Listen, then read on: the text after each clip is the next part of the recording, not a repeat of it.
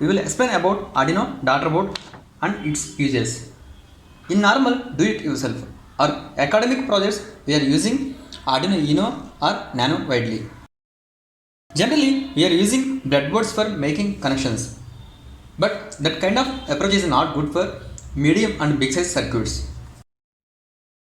To solve that kind of issues, we designed this baseboard and we can mount Uno or Nano board like this. If you want to make a project on Arduino Nano, we have to place it here. Or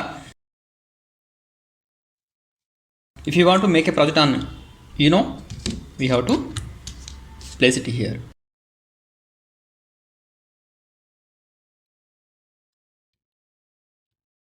Like this.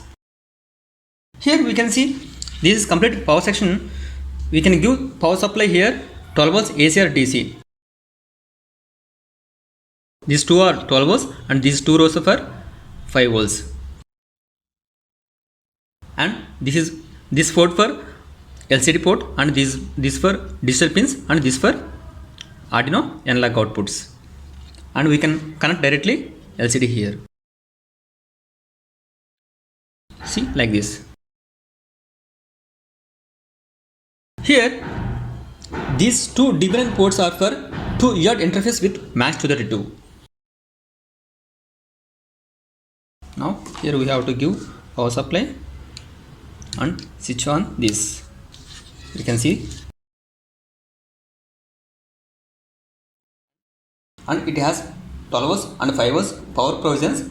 We can use them to power up other circuits like sensors, motor drivers or modules.